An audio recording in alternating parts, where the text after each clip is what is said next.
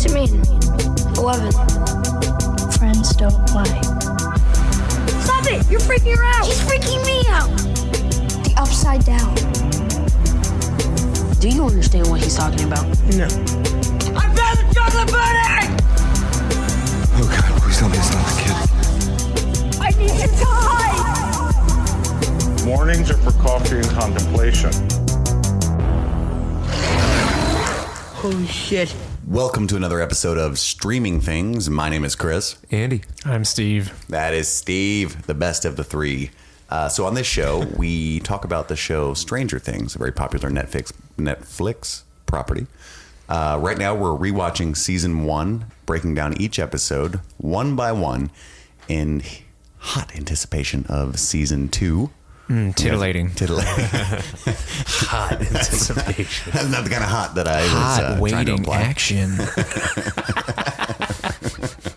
This is very much like my sex life. Anywho, this episode is Chapter 3, Holly Jolly. That's the title of the episode. Netflix describes it this way. An increasingly concerned Nancy looks for Barb and finds out what Jonathan's been up to. Joyce is convinced Will is trying to talk to her. And that's what it gives you. Out of context, that sounds so different. Like, I just want Will to talk to me. Why won't he? What's Jonathan up to? I know, it sounded very soap opera-y. Finds out what Jonathan's been up to. He's cheating on her. This is like a very Seventh Heaven style synopsis. We could change the whole dynamic of the show, but we won't do that because we are very faithful to our listeners. A quick little inside baseball. I just want to let all of you know that are listening now in the future. We actually have not released the show yet. We are waiting for iTunes approval. So by the time that you are hearing this, should be a few days from now, and you probably will have as many as 5 episodes to listen to all at once, right? Is that true? Yeah, Look at my co-host here for something like that. Yeah, well, if you count like episode tilde.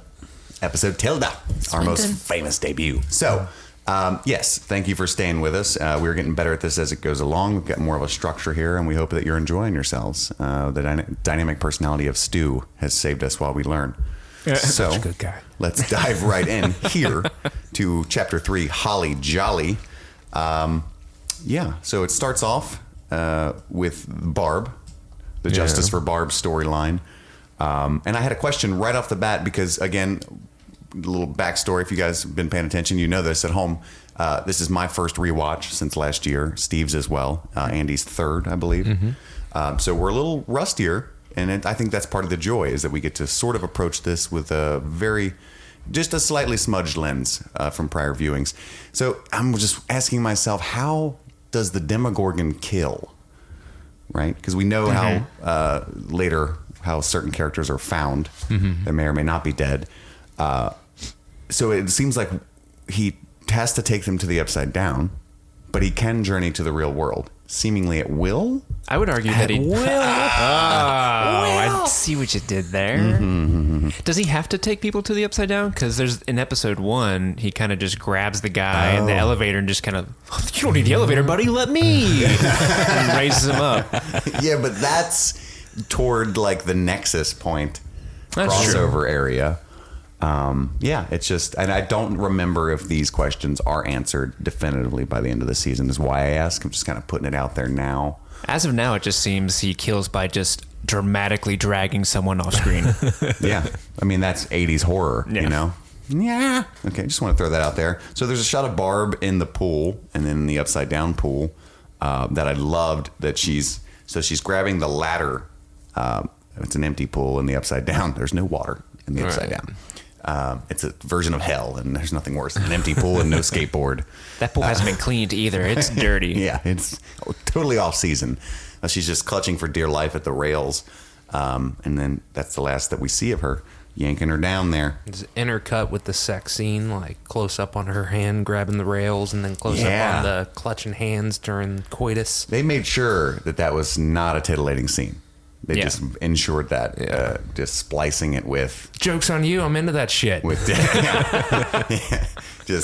I wonder if there's something to be said for some symbolism there, for what it's like to be that friend, which I was in high school, you know.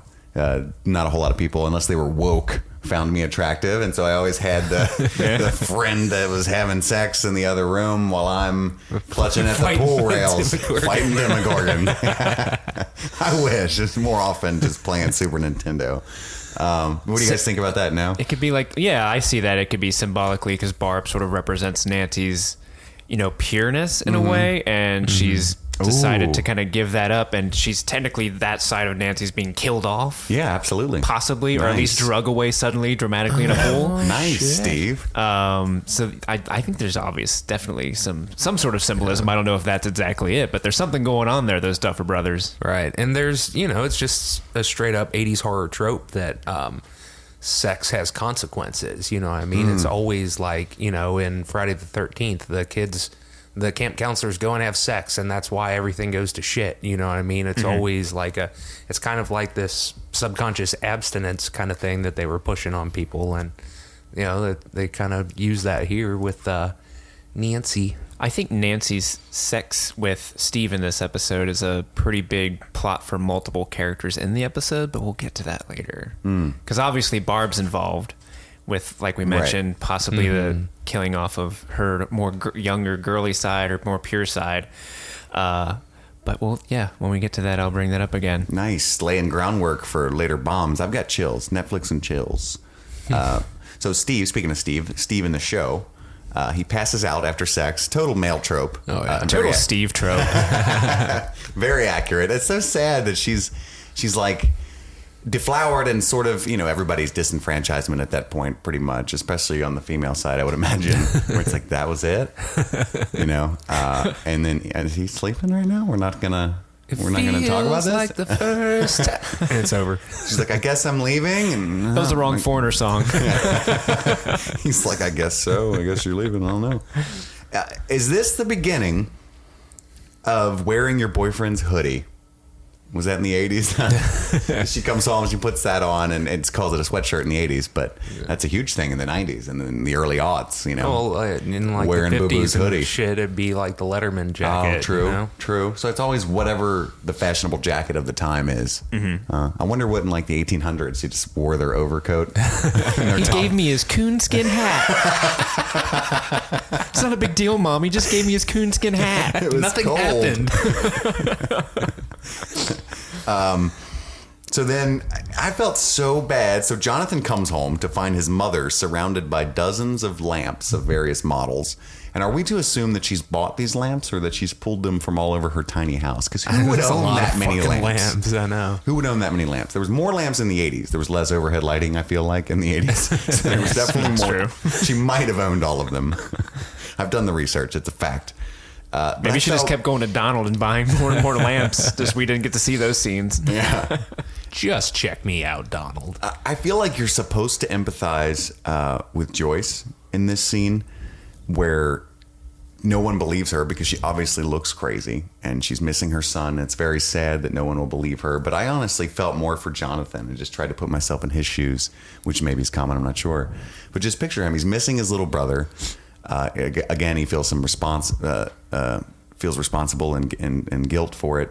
And then he sees his mother, who's clearly unhinged, and she's just surrounded by lamps sitting in Will's room. Like, come on, talk to me, baby. Right. And, he's just like, oh, fuck. This is bad. You know what I mean? I have lost my entire family at this point now. She's gonzo. Did you guys have any similar thoughts during that scene? Or Oh, for sure. Yeah. He's like, Mom, you can't get like this. And he's like tearing up and stuff. he's such a good actor. Charlie he Heaton, I think. Kills it. Mm-hmm. Yeah, absolutely. And I guess that could be a motivation for him to kind of go out on his own that he so often does to try to solve this himself. Because his mom's, she's trying to solve it in her own way, but from his perspective, she's just wasting a lot of time. She's just sitting in a room full of lamps waiting for one to go off and have an idea, I guess. But, Right. Literally. Yeah. Poor Jonathan there is freaking out. And then we cut to Nancy doing the slut walk of shame, which seems to be in her mind. So Yeah. she's got this guilt. And I think there was a little bit more of this probably in the 80s. Like we still have these slut shaming and things like that going on in 2017. But I think losing your virginity in high school was probably a lot bigger deal in the early 80s. Oh, for sure. It's pretty common now. Plus know? the AIDS scare of the Sure. 80s, you know what I mean? Like, that's, yeah. So she's, I think, everybody's whispering and looking at her, and it's reminding me of, for some stupid reason, the Cersei Lannister walk in Game of Thrones. Shame. Shame. Ding, ding, ding, ding. Shame. But in a high school setting. And then, I just wanted to, this is where hashtag Justice for Barb was born. Yeah.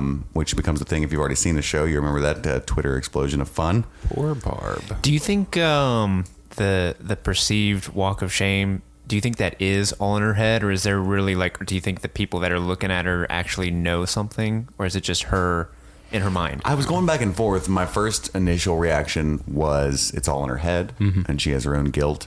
And then I remembered that when she brings it up that there were friends there who are pieces of shit that probably would go around school telling. And they obviously weren't, at the very least, shy about it. Later we see in the lunchroom when Harry met Sally. Ooh. Is that when Harry? We'll bring that up in a second.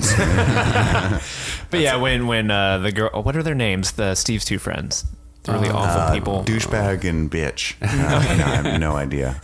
D&B. D&B. I'm not sure. We could probably Google it real quick, but we're not going to waste the listeners' time with Googles of those people. They're jerks, but yeah, there's that lunchroom scene where if people didn't know then, they know something happened. Anyone in that cafeteria figured out something, because that was loud. Yeah. Discretion is not their MO.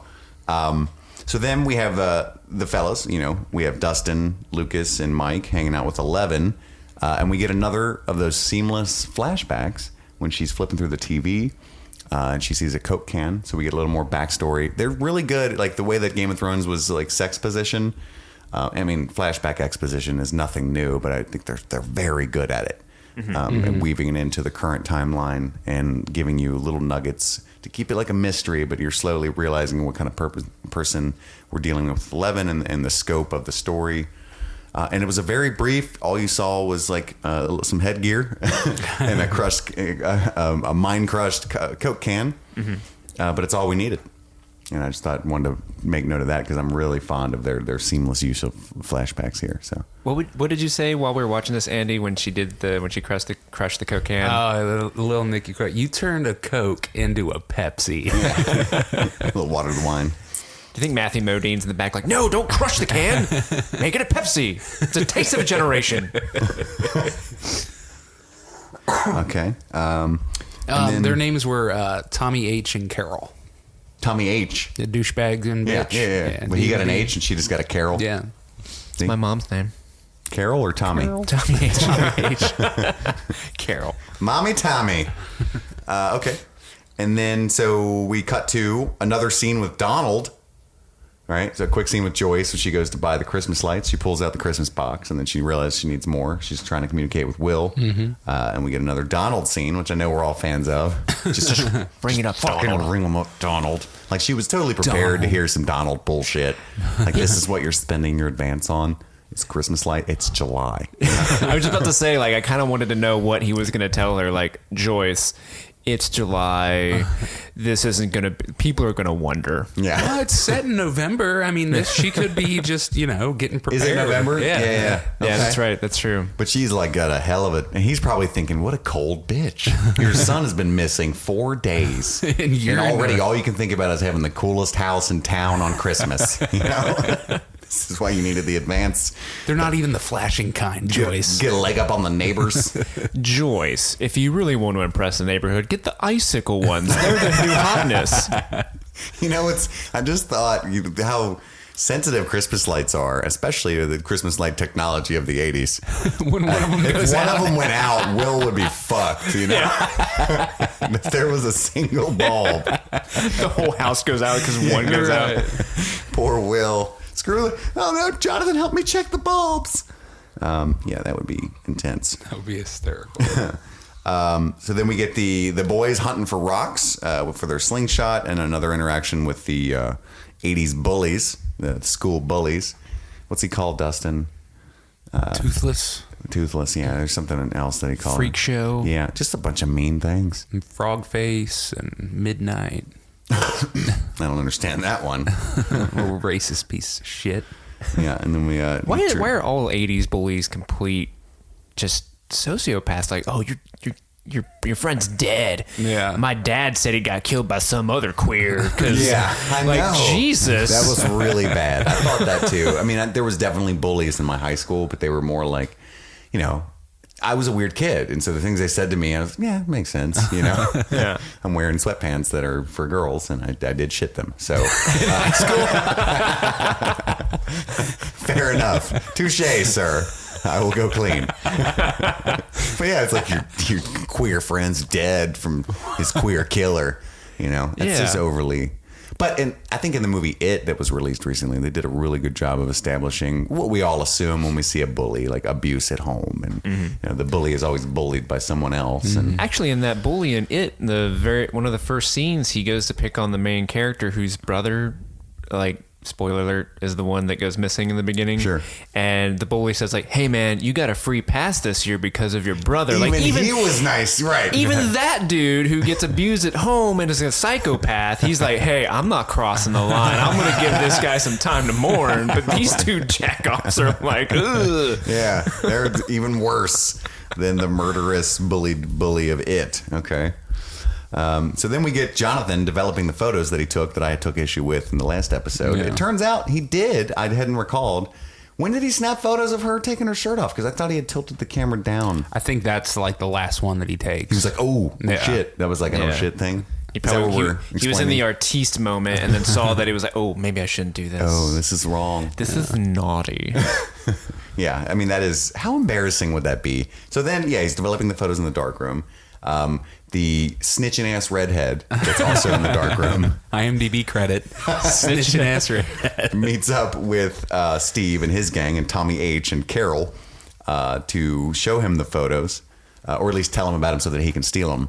And then he gets confronted, and that's one of those awkward situations, like just cringe-worthy. Yeah. It should be on Reddit, like r/cringe, where, you know, well, I was looking for my brother, and Chris on the podcast pointed out how weird it was for me to use my camera to do that, and then I ran into you guys, and it's And the really- light really just, it added so much to your guys' silhouettes. I saw the Barb in the pool. Can we talk about Barb? That's what's important here, fellas. You know, just some deflection. But it is awkward because out of context, you would almost want snitching ass redhead to be like, hey, there's a dude perving on you Yeah, guys. absolutely. Yeah, Like- like she's not necessarily in the wrong It at looks all. bad, and Yeah. you see that look on Nancy's face where she's always kind of protective of him. She's not the type to pick on lesser popular kids at No. all. Miss Perfect, right? But she looks at him like, dude, what do you want me to do here? Like, this is kind of fucked up, you Yeah. know? Damn, I look good though. You know? These Hades lenses. Can we point out that my wife's a photographer? Those telephoto lenses are very expensive, Oh, especially yeah. back in the day, back when not any old schmuck had a DSLR, right? Which didn't exist, but you know what I mean. Nobody, Right. not any old schmuck had a good camera, and They would have been bonkers expensive back then I if know they he existed. Yeah, I know he picks up a lot of extra shifts at the Gas and Go, but I just don't feel like he should have that camera to begin with. But it does explain how upset he is about the breakage and what a dick move that was on Steve's part. Steve knows, like, this is the MacBook Pro of the 80s, and he's just like, Yeah. yeah, he didn't spit on it. That was As fellow filmmakers, did you guys have that, even though you're watching something that Oh, has it's nothing to horrendous. relate it to you, didn't you have that like feeling inside of you that's like, no, why would you do that? Dave, you bastard. You son of a bitch. Take my brother, but not my camera. So then we have baby Holly's mom, Mike's mom. What's her name? Did I catch her character name? It's Cara Buono, right? Yeah. Yeah. Cara So anyway, her Buono. character shows up with I called it casserole crazy. She's casserole crazy because Joyce looks super fucking crazy when she opens the door. And even baby Holly notices how crazy she looks. She's like, whoa, lady, it's November. Yeah. And living room lights is not really a thing. So she brings her a casserole to console her, which is such an 80s thing. I've had a lot of family members die, not to bring the podcast down, but nobody's ever brought me any sort of casserole. And I would be a little pissed if they did. It was Especially Karen bringing the casserole. Especially if she brought the casserole. I was like, I made you a casserole, but I need to put it in the oven for I know 20 she to didn't 30 even minutes. cook it. Like, you're going to make me sit here and entertain you? Like, how selfish can you be in my grief? Yeah. You're going to put me in the awkward position of, like, conversing with you and acting like I give a fuck about your shitty cooking, and you're going to use my gas, my utilities. Clearly, I've got a utility bill issue right now. Have you looked around? and you're gonna wave your breathing alive baby Holly in my face while my kid's missing. Like, fuck you. Yeah. So that was pretty cool. I don't know why I put hyphen actually genius. Oh, here it is. I remember. You got to be careful with the shorthand on the show notes because I look down sometimes and I'm like, oh shit, what does that mean? It's so obscure. Somebody's talking to me from the upside down. So everybody thinks she's crazy, but actually Joyce's character is like a borderline genius, that she's put these things together with the lights and some very obscure clues So quickly. and her willing suspension of disbelief on the part of what's going on. She has nothing in her character background to show that she has, which I think is a flaw. They could have maybe done and needs more work to show like some sort of spirituality or willingness to believe in the supernatural on her part, because she's just all in, and we just have to assume it's mother's love. Yeah. Which I guess works, right? Yeah, I mean, she's just so desperate for anything at this point. You know, I don't think that it has to be in her character to believe in the supernatural. Just like, yeah, But she never thinks it's like from the afterlife. Yeah. Which you would think, if you think your son is communicating with you through light bulbs, that's going to be your go-to, if not complete. The first thing she asks him is, "Are you alive?" That's true. Okay. So, yeah. Fair enough. Touche, Andrew. One for yes. And I think they've established Joyce as being pretty manic early on, enough to where, she's manic enough to where like she's gonna take these leaps. She does and this not shit look all forward. the time. Yeah, she's and just this gonna is the go. first time she's right. Yeah. The Christmas lights again, Mom. You know, like, I swear I'm hearing Rusky messages. They're coming in. Sputnik, I hear it through the lights. and then we cut to Hopper going to the library. Awkward confrontation with the librarian. Fuck the librarian. And it's hilarious. Is the librarian the same lady from I don't think the previous so. episode? Okay. Which I think is just some characterization. He's a bit of a womanizer in his grief and loneliness. I mean, I don't blame the ladies. Look at that guy. Uniform, man. He's a physical specimen. I know. I kind of looked down more on the librarian on that one. Like, you didn't see that coming? I mean, he's got a decent job, but there's a lot of pills and beers laying around the house. He likes to smoke in the cold with the door open, if you're a lot like the other lady. You could have called and said, "I'm sorry, this isn't going to work. I'm a dick." And like, I love that. Oh, such a cringe. Maybe we can go out next week. I love the way he tries to save that. Like, we could just go out next week. Water under the bridge. His off-the-cuff solution was awful. Made it way worse. And Even like, his partner is looking at him like, bro. His partner was like, nope, that's the worst thing you could have said. I'm not saving you. What do you think his game is? Like when he approaches a lady, what do you think Hop's game is? Trying to hop on this? Oh, shit. Pickup line of the century. I don't know. I mean, I assume he's got some charm. And Hey girl, my daughter died, and my wife left me. I have a pill problem. I have a pill problem, so I got vacancies in my bed. got a bunch of beer and Xanax at the house if you want to get weird. That actually worked when I was younger. Right. Yeah, I don't know. Librarian likes to party, dude. I assume womanizing in a small town is a dangerous venture. yeah, man. it's not going to play out well for very long, especially when you need to go to a public place.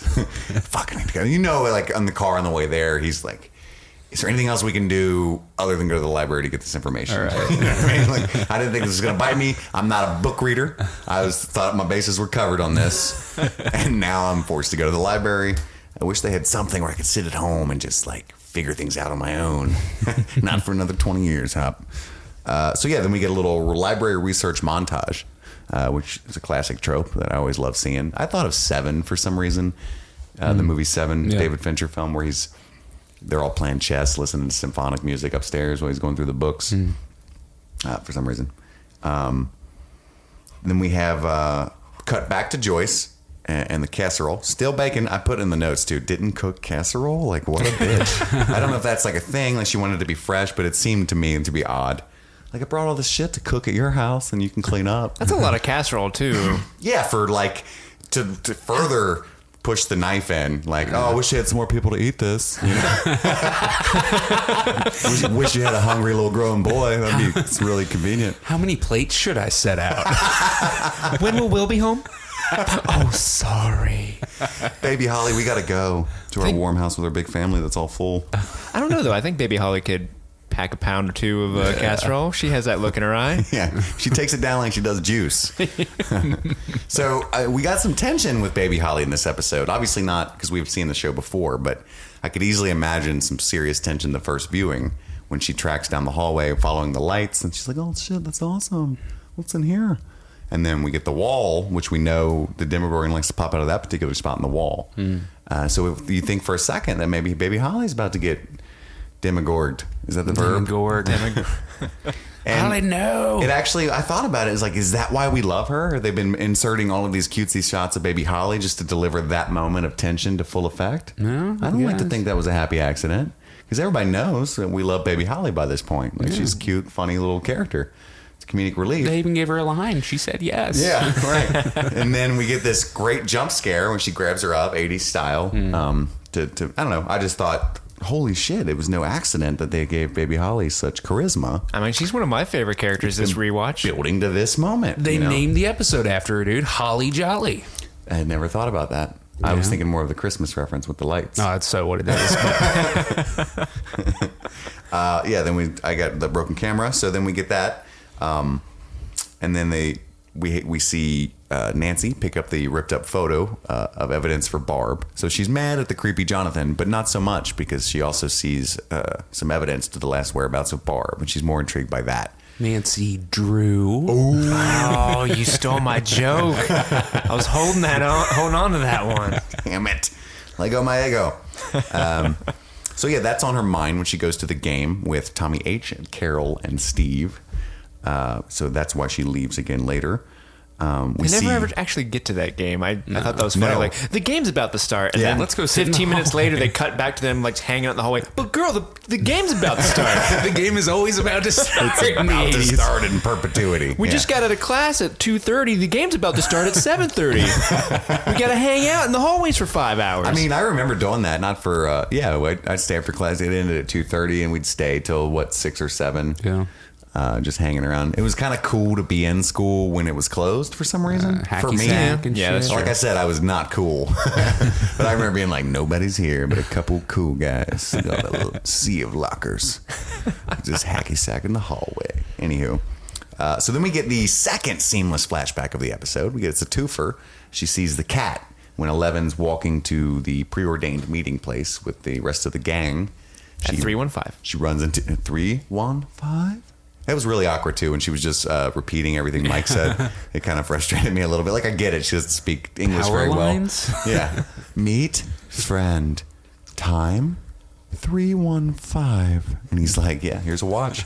Should have been. He's like, Jesus Christ. She's like, Jesus Christ. Yeah. Okay, that's a can of worms we don't want to get into right now, 11. Should have given her a swatch. That would have been a good Easter eggo. So yeah, the cat brings her back to like a testing cat. More little flashbacks back at what's it called? MK Ultra is the Hawkins laboratory name.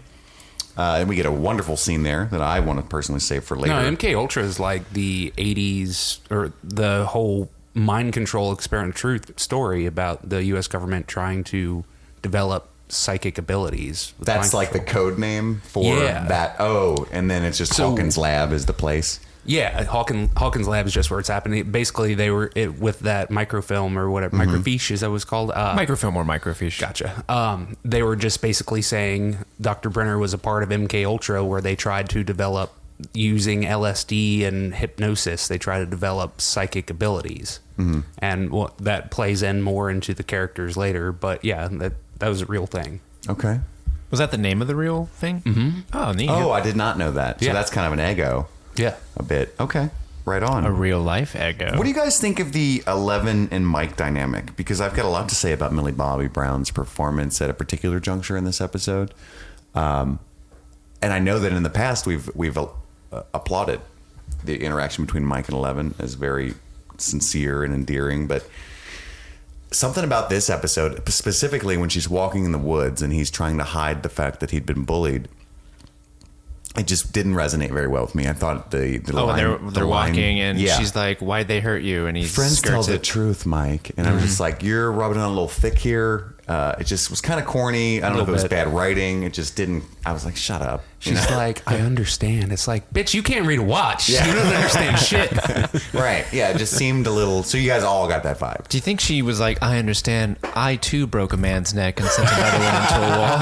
Oh, is that not what happened to you? You bleed when you snap necks with your mind as well. I see you are also wearing sweatpants.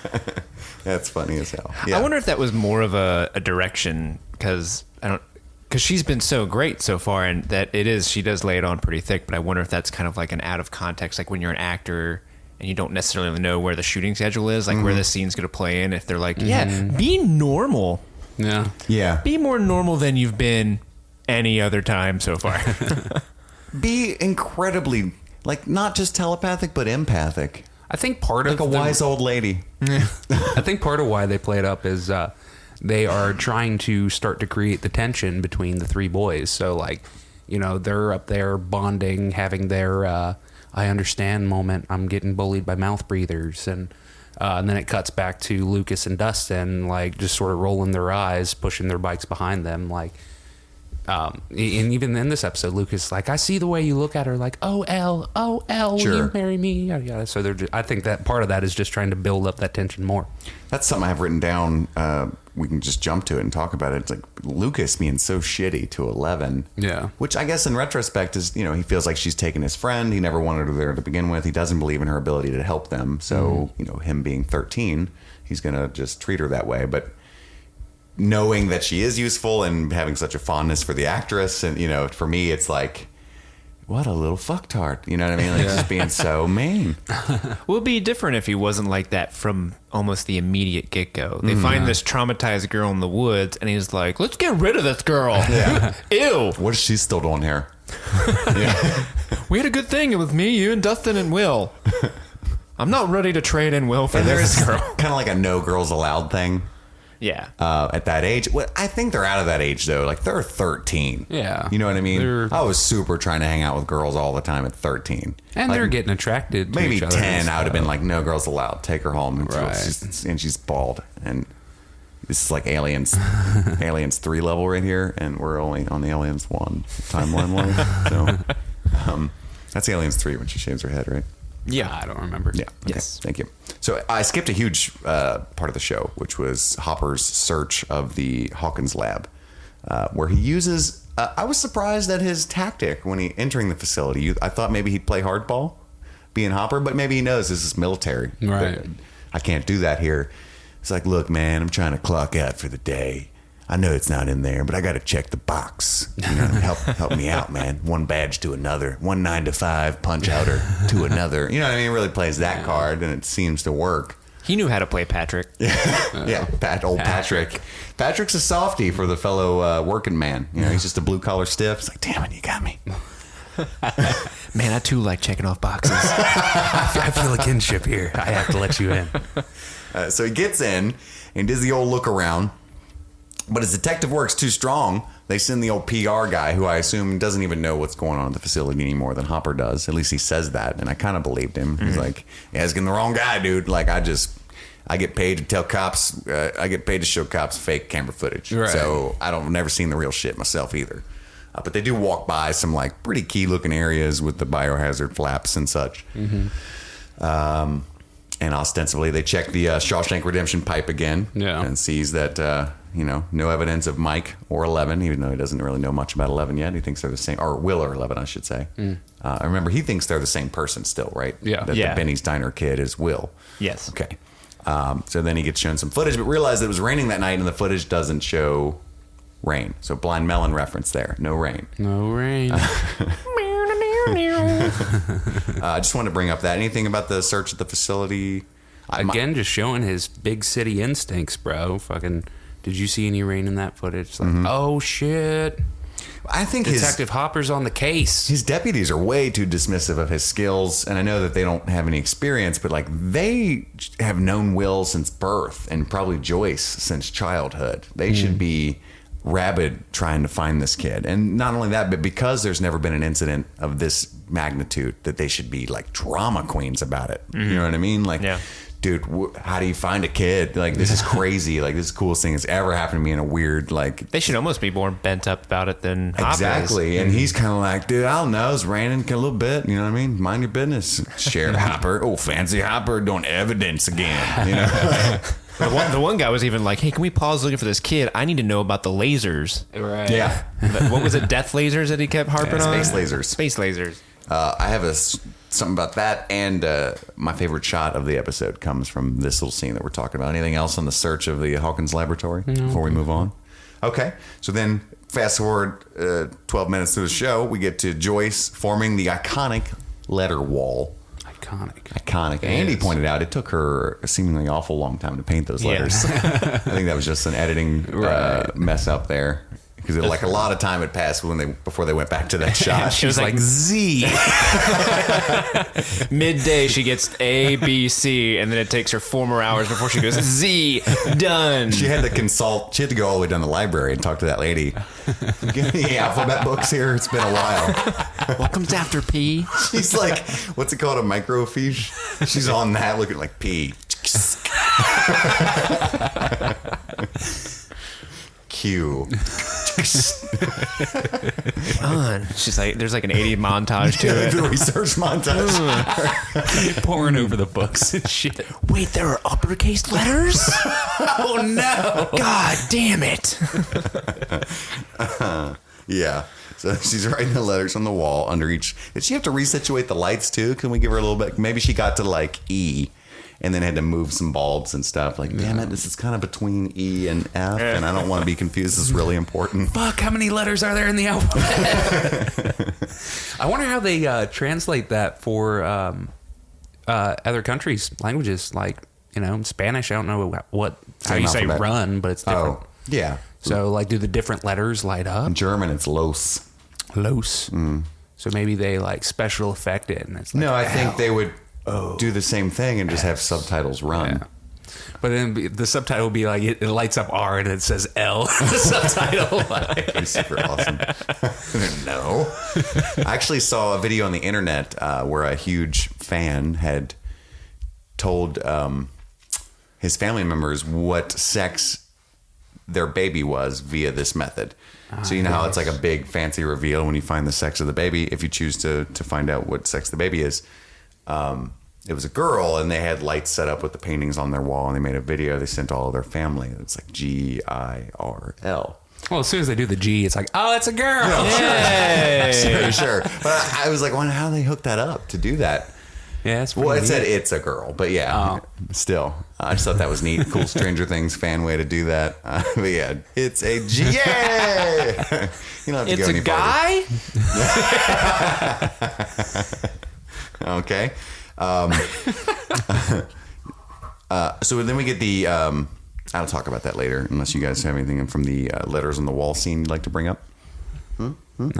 No, I love, maybe even before the letters on the wall scene, I really loved, I really want to know the meeting with Winona Ryder when they're like, all right, Winona, we've got this really powerful scene where you're communicating with Will through lights. And she's like, oh, wow, how am I going to do that? Well, you're going to be hiding in a cupboard, just clutching a giant ball of Christmas lights, and it's just going to blink at you. And you have to react like... That is such an impactful moment in your life. I mean, she pulls it off, and it's really incredible. But that has to be a weird meeting. Like, what am I doing? That scene actually lost me a little bit. Really? Because she's doing really... I mean, it's great. It's phenomenal. Her acting is great. And I know that she's hysterical, and this is a situation that I couldn't begin to handle even half as well as that crazy ass. Yeah. So, like, I would be just completely, like, batshit. But it was frustrating to watch her get a handle logically on how to do this. Like, are you alive? Yes or no questions. Blink once for yes, twice for no. She quickly just got some great rules going. Yes. Beep. Cool. We're good. Are you safe? Beep, beep. No. Cool. Not cool. That sucks. Depressing downturn. And then she just totally ruins the whole method. Like, where are you? How do I help? I just want to know how to get to you. Tell me really complicated answers with this simplified method I just invented. Well, and he stops answering because I can picture him being like, Jesus fucking Christ, Mom. Yes. We had a thing going. Yeah, right. Like, what is he going to say? And that is on purpose because they need that moment for her to realize I need a better method for more complex answers, I guess. I need to learn the alphabet. In fact, I totally just changed my own mind realizing that, and it's actually awesome. That is the spur for her to create the letter wall. Yeah. She's like, I need more complex answers. Okay. Hats off to you, Duffer Brothers. You were one step ahead of me, and I respect that. Do you think, it's changing subject a little bit, Hopper seems revitalized in a weird way? A little more himself, not just to be on a case, but to maybe have some chance at closure with finding a lost child. Absolutely. That he has a lot more writing on this than... and he's actually healthier, probably not drinking as much. I haven't seen him he didn't take a single pill this episode, I don't think. I don't think so. Ooh. Yeah, he seems far more alert and focused than in past episodes where he has this glazed eye look where he's just like, I clearly drank all night and partied and slept with a random woman who was probably the librarian. I was thinking when I first wrote that down that it was just being on a case of that magnitude what was doing that to him when he was enjoying It's it. definitely like the opportunity to save a kid. Yeah, but it's more emotional than that. It has to do with the kid thing. He just got some closure there. Okay, wonderful. So then we find the really powerful ending to this episode. Like that is a downer. So good. It's more like a penultimate ending. Like it's just like crazy magnitude. You know what I mean? Will's body. Yeah, they find Will's body. The kids are present when the body's pulled out of the... Yeah. It's the quarry, right? The quarry lake. And then Joyce... It's like cut at the same time as Joyce is running away from the house because the monster comes to the wall to get her, and Jonathan finds her on the road. That whole thing was just so great because they have the kids situated at Will's house, which is where Joyce had just run from.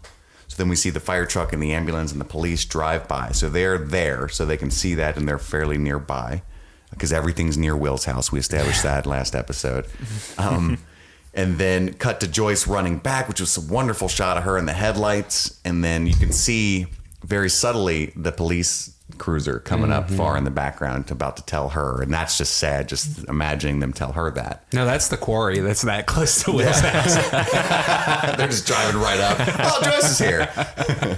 Yeah, and they also cut to Mike going home and hugging his mom, and Jonathan's hugging his mom. So who was that? Was that them talking about Barb in the living room, I would imagine? I think so. Yeah, I think that's Barb's And she parents. walked in with like, he walked in like, fuck Barb, you know, more prescient issues. No one cares about Barb. It's Will.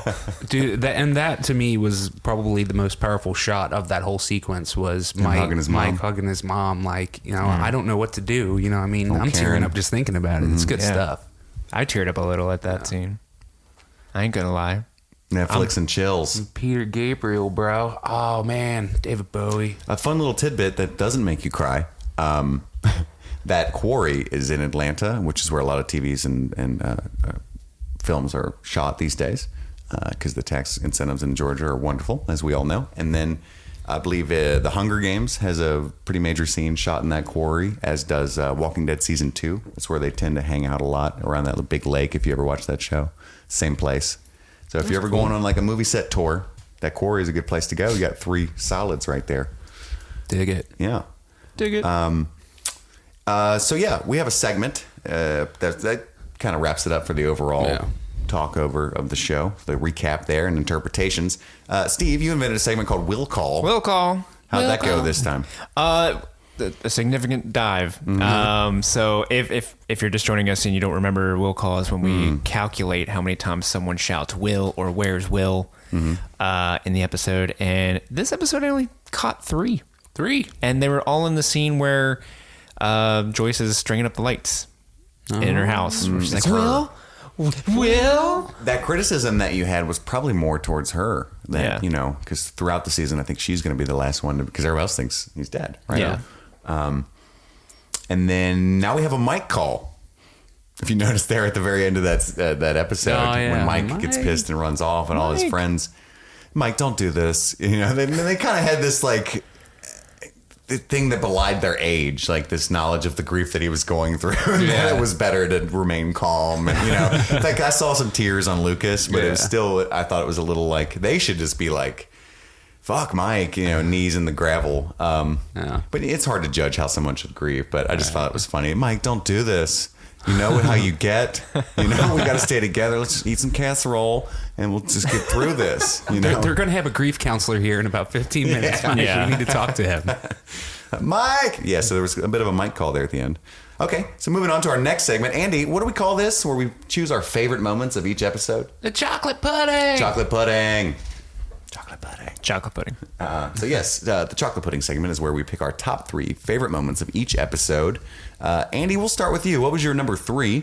Let's see here. My number 3 would have to be the intercut of the sex scene and Barb being attacked by the Demogorgon at the very beginning. It's just really well cut, takes all the eroticism out of it. It sets some stakes, you know what I mean, for the monster. We've seen the monster and we know Will's gone, but this is the first time we've seen someone be actively attacked by it.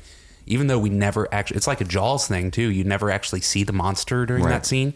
You just see the horror of the person being attacked. It's kind of like the opening to Jaws where the skinny dippers are being dragged through the water and there's a shark, but you never actually see it. It's dope. It's way more awful that way. Yeah. As well. Oh, yeah. Very effective horror in the beginning of this episode, I thought. Steve, what about you? What's your number 3? My number 3 is the second flashback with 11, where she's with the cat. She doesn't want to kill it, so they go to throw her in her cell, her dungeon cell, and she ends up killing a couple dudes. Yeah. Because you really that's a really stark contrast to what we know of 11 and her powers, because we've seen her levitate things and close the door. Coke cans. And she just did a little nod of the head, and a dude's skull went 360 degrees on his head, and he died. And it was, the best part about it was when Matthew Modine kind of walks in and she's crying because she wants to be protected from what she perceives as her father figure. She wants him to love her. That's Dr. Brenner, right? Mm-hmm. Yes. And he takes his hand and he cradles her head in a way that she's probably thinking is it a comforting parental sign? But he's clearly just holding her brain because he sees her brain as the value, not her as the person. The power of her brain being able to kill people telekinetically is something that he wants to harness. But she's kind of looking up at him with that parental figure, oh, my dad, he does love me because Papa, I didn't kill a cat, but I killed a couple other pussies for you. Yeah, I love that scene a lot. The escalation of it too. It's I just crushed a Coke can. Now you're having me murder animals? Let's move on to something a little. I can break some china, maybe. Yeah. How about a Pepsi can? Right. That's demented too. She can crush the Coke can. What else can she crush? Anyone have a cat? Did you get the idea with that scene that he was intentionally those employees, those orderlies were fodder for his experiment? He knew how distressed she was and she was refusing to escalate the test, so he forced it on her. Make her unhappy, make her distressed. Throw her in her box, and hopefully she fucks you two up. Because he definitely has no care for those employees. Yeah. He was happy for that turn of events, but I almost felt like he kind of knew something like that might happen if she got mistreated. I don't know if that was his plan all along, but I definitely agree that he doesn't really care about the cost of human life. He's dope. Yeah. Yeah. Dude, you ain't sleeping in this cell. You get to sleep in the luxury place, whatever that means. The bigger box. Where does he take her? He carries her out. Yeah. She was exhausted. He probably went to get her a Snickers or something if they had those yet. I think they did. Did he carries her, gets 15 feet down the hallway? He's all right, you can walk. Now that the camera's not on me. I definitely did that. My number 3 was the Hopper fucking the librarian scene. Just a little comedy. It totally took me by surprise. I'd forgotten it. And just his discomfort. It was his old way of living clashing with his current sense of purpose. So he was full of guilt that he probably normally wouldn't have. Because, 2 episodes ago, he's Flo, shut your whore face. Coffee, contemplation. And now he's ooh. Okay, I understand. I was on a lot of Xanax. I kind of forgot you existed. Not going to lie, I blacked out. You may want to get tested. Yeah, so I just love that scene. I think there were some deeper character moments in there than just comedy, but it was effective comedy. So, Andy, you're number 2. My number 2 was the 11 cat scene. It was just amazing progression. We've already talked about it plenty, but yeah, good stuff. Absolutely. Okay. Steve, you were number 2. Jonathan's camera breaking. I don't know. I just really like this. I think we all love Jonathan. Yeah. So far, and just that awkward situation of where it's kind of justified from their point of view that he was creeping on him, even though he really wasn't. But it's this weird situation that he doesn't. He kind of earns this, but he doesn't at the same time. And you feel bad for him, especially when Nancy goes to grab the picture of Barb and gives him that look like, that's kind of messed up, man. But I'm gonna take your picture. Yeah, but I need this. Yeah, and the one of me because I look great. Okay. Is it my number 2? This is a Pentax. Yeah, you're number 2. My number 2 is the RUN. I just thought that was insane. I am in. Yeah, the letter R. So when Joyce is looking at the letter wall and she says, "What do I do?" after she's communicating, he says, "I'm right here," which I thought was a teenage sarcastic way of answering that when he knows it's way more complicated than that. Or does he? Does he just think, I'm in a shitty version of my house? Anyway, we don't know much about the Upside Down yet if you're on your first watch of Stranger Things. So I'll just leave it there. But it could possibly be interpreted as him being inappropriately vague. Yeah. But then she says, "What do I do?" And he says, "Run." And just that, the tension build up, the score, the way that it's shot at that canted angle, it's like almost kind of Dutched. We see some classic, the audience knows what's coming behind her and she does not. The blinking with the urgency, it all culminates, and I think it starts flashing like crazy. It's dope. The Stephen King half of Stranger Things, I think, is just firing on all cylinders right there, and I could not have been happier with that moment. I love the speaking of sarcastic teenagers. When early in the episode, when Mike's talking to 11, you hear his mom up in the background, like, "Mike, let's go." He's like, "Coming!" Yeah. That's like the best little teenager thing to do. Christ, I'm busy here. He's got so much stank behind his voice. I love it. It's so un-Mike-like too. It is. Ted's just like, language, volume. Please. Where was Ted this episode? Ted is just the absent father, symbolically left out of all of the actual goings on. Was he even there at the final scene when they were breaking the news that Barb's missing to Barb's parents? Probably had a newspaper. He's eating chicken in the background. I hope you're enjoying your chicken, Ted. Who's Barb? Barbarella? I saw that movie. You shouldn't be watching that, Mike. Okay. Andy, you're number 1? My number 1 is gotta be the sequence at the end, finding Will's body. You know, the kids are riding their bikes, following the sirens, and Hopper gets the call on the radio, like, "You need to get down here." And intercut with Joyce running from the house and Jonathan finding her. Hopper's just heartbreak when he gets out of the car. He's like, "Oh, Jesus, please tell me that's not the kid." You know, like, he is so invested in this, and the kids get there too. And, like, they were just mad at 11. Like, they think that she's leading them to Will, and she actually is. She takes him to their house. They're like, what are we doing here? And, like, Mike gets all angry at her, and, like, Lucas is crying, which is dope because that's the first time that we get, like, an emotion from Lucas that isn't aggressive or anger, you know what I mean? Although I guess he's kind of funny in the opening, but point being, like, just with the score, well, the music, the Peter Gabriel, did you say that was singing the David Bowie song? Yeah, Heroes. Heroes.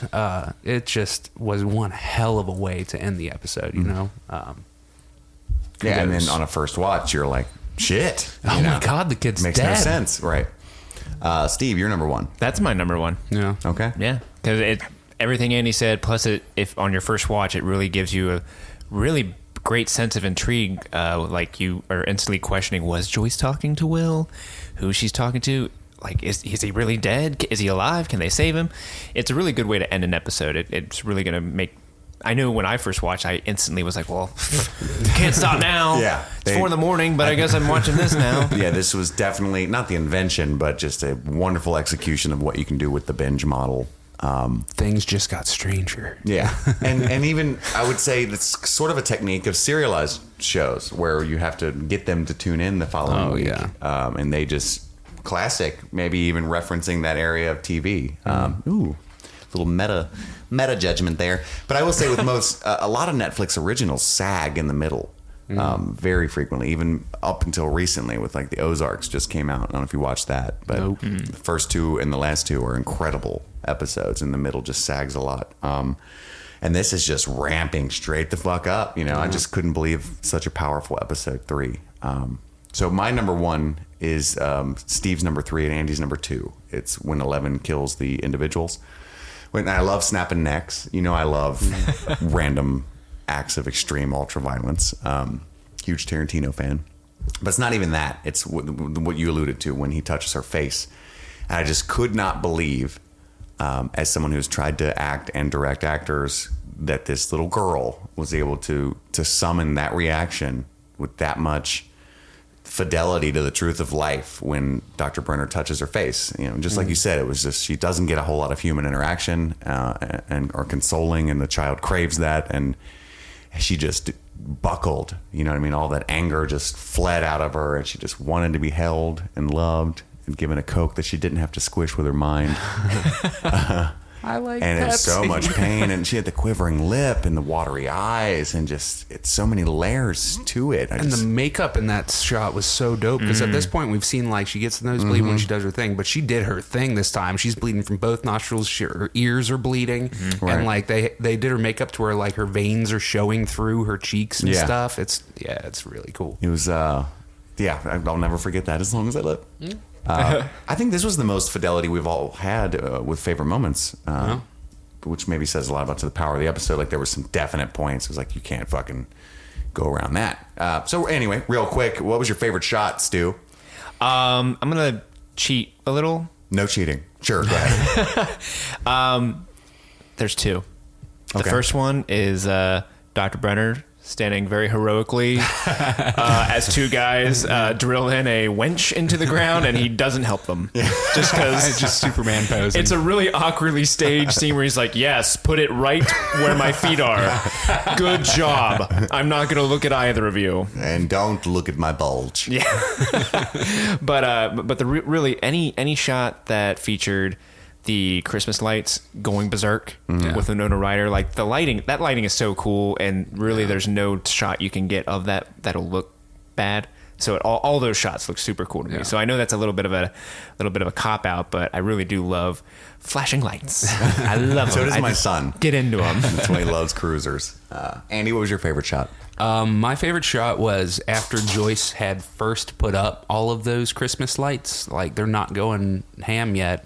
It's right after she's like, just ring me up, Donald. And she has just plugged in the last light, and she takes a step back, and she's just looking around. And the look on her face is like, I know how fucked up this is, but at the same time, it's like, wow, this is super cool looking. Like, I don't know. And the music that's playing in the background, you know, it's like, this is the turning point for this character. You know what I mean? It's like, she's all in for this, whatever the fuck this ride is, you know, and there's this sense of wonder to it. It's a dope shot. My favorite shot is that ends in the culmination of the dick winch of Dr. Brenner. But I was just... That sounds like what we should call that character from now on. Dick winch. Here comes Dick Winch. We will. I'm going to write it down. No, when Hopper leaves, and they just did a really good carrying the suspense visually. It's because Hopper's like, he's like, what's going on? What do you think's going on, boss? If there wasn't no rain there. And he's like, I don't know, but they're lying. Slam door, drive off, you know, which should have been a hard cut, but nay. They linger on the vents, push in through the vents, track down, flow out of vents, and then do an establishing shot of like the portal to the upside down, and then end with Dr. Brenner doing that ridiculous pose. But just, you know, the cinematography of it, just from a technical perspective, it's like, holy shit, you know? I know there were obviously some digital things there, and it was definitely some cuts that they hid, but it looked seamless. It was very well done. I was very pleased by it. Yeah, it's a very cool shot. Stoked about it. I was like, at first I'm like, what is in the vents? I totally don't remember. Somebody like in there listening to him saying that, you know, I totally had forgotten. Like there was going to be something. It's just Will.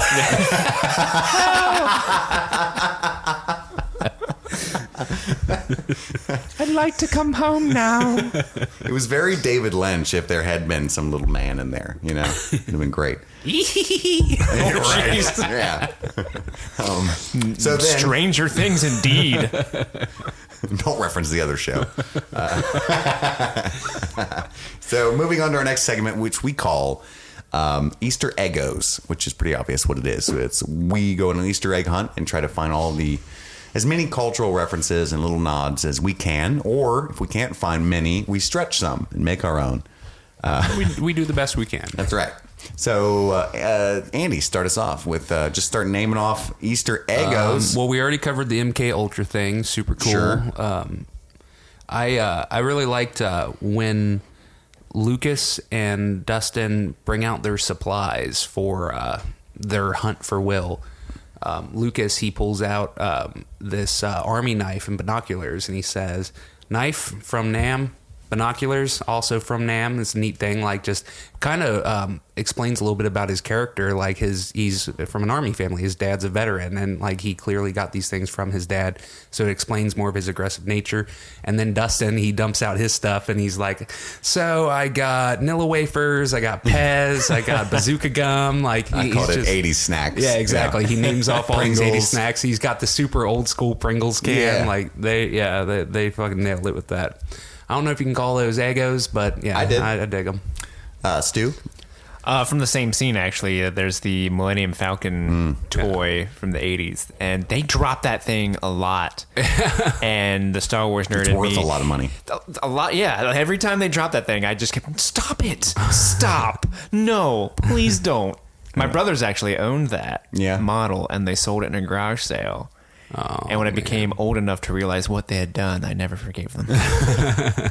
Now they have a model that actually does fly. And I just thought those kids would be amazed if the characters were real people. Holy shit! It flies? Is 11 nearby?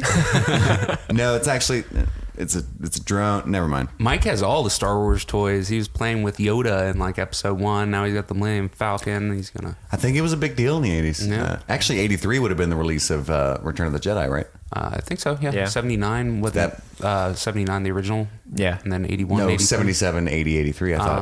I think you're Oh, you're right. It is 77. Yeah. Gotcha. No, so this Got would it. have been the height of its popularity. Mhm. So, Oh, yeah, yeah. good call, Duffers. They're so smart. He's so are. smart. There was a Jaws poster. I noticed that. That was in Will's room, right? Saw a Jaws poster. Yeah. Andy? Let's see here. Oh, in Nancy's room, there is a poster of 80s Tom Cruise. Yep. Is that who that was? yeah. I was trying to figure out who that was. That was Top Gun, right? I'm not sure. It looked to me just like a glamour poster, like the kind of thing that celebrities did back in the 80s that they don't do anymore, where it's like, this is just me with a pose, Yeah. and they print a poster of it, you know? And yeah, that would have been the height of the cruise phenomenon. 5 feet of fabulous. Okay. Second Eggo from Steve. Tommy Mania. Stewie Steve. So kind of going back to the Jaws connection, like did we mention before how Hopper's police car, his truck, is like the exact same truck as the police chief from Jaws? No. It's like the same color. I think it's the same type of truck. Nice. That what's the police chief's name in Jaws? Brody. It's Brody. Brody, yeah, Chief Brody. That's right. Yeah. So the truck is the same Okay. type of truck. Have they shown the Hawkins Lab van yet? The Hawkins Lab. Yeah, they Truck? actually have a van that's Yeah, they. it's totally ET. Oh, when they went to Will's house in episode 1, Yeah, they had all and, the getup. That's an ET van. wearing the hazmat We already said stuff, that. which is straight up out of ET, like where they wear the hazmats and go to the guy's Elliot's house. Speaking of two letters, the second of which is T. I'm good at transitions. The slingshot, I believe, is a reference to It, Stephen King's. I believe they kill It, Pennywise. Pennywise, with a slingshot in the book. So there, and he's like, "I'm gonna kill the monster with a slingshot," and everybody's like, "Totally," even though that's absurd to us. Turns out, intellectual property actually did that. I don't remember. I know that there's some insane thing where like they do the ritual of Chud or something, and they meet They seriously wound the monster with a slingshot, creator though. of the It's universe. Beverly that does it. Oh, is it? So I think that was pretty good nod to that. If not, like I said, we'll stretch it if we have to. Andy, another Eggo. Let's see here.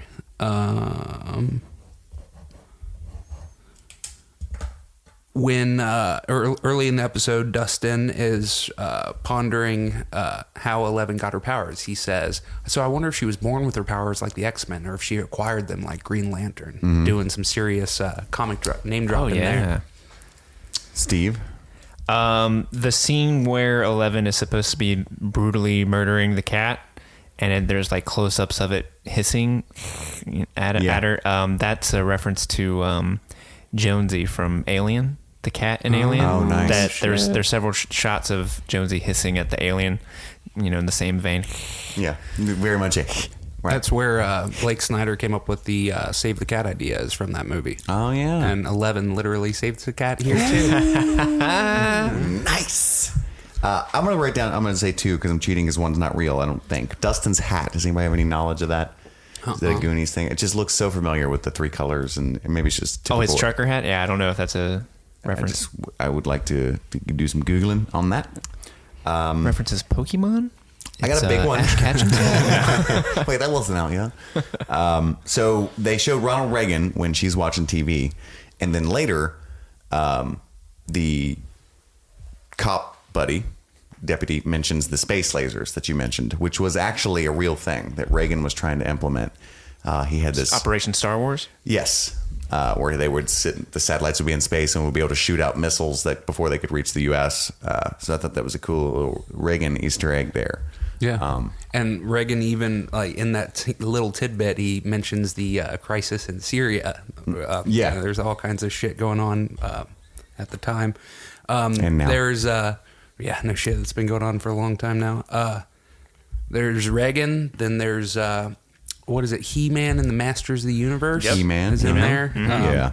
There's the Coke commercial, which is a dope transition into 11 crushing the Coke can stuff, and it ends with the music, "Coke is it?" or whatever it says. It's pretty sweet.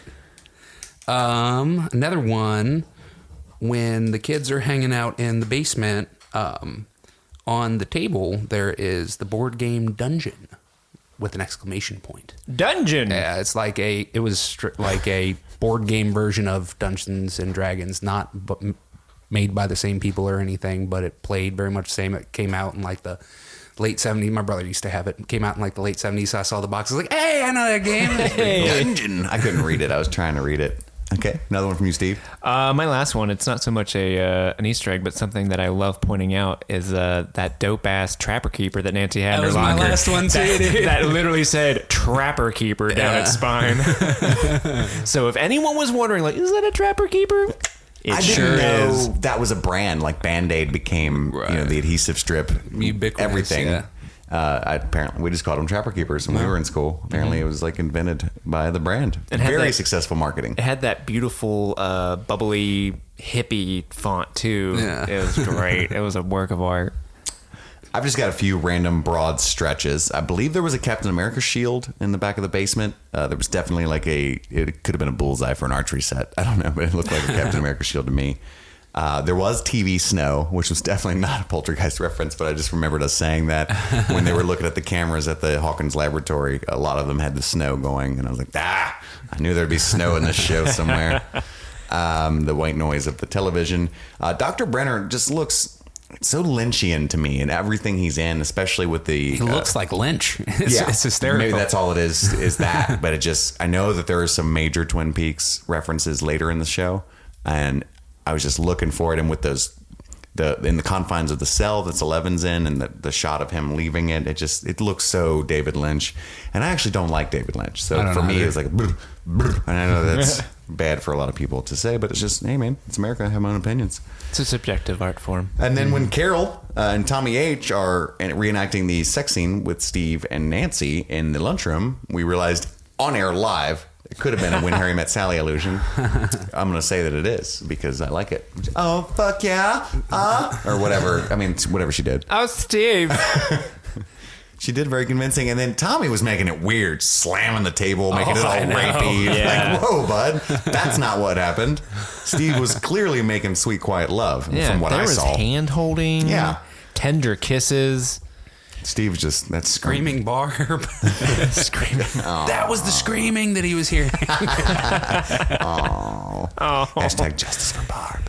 that's about wrapping it up. For You say that, Andy, but that's like a possibly that's true. Like he heard her screaming for her life, and he's like, "Man, Nancy's getting it." Why is Nancy screaming her own name? Nancy. I knew she was stuck up.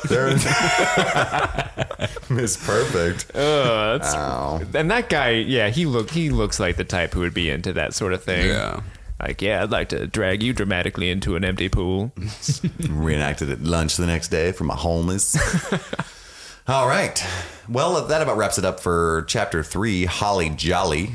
Look forward to Chapter 4 probably right now. You can probably listen to it at this very moment. Please take a moment. This is our Canadian arm. Take a moment, if you would, to rate and review us on iTunes.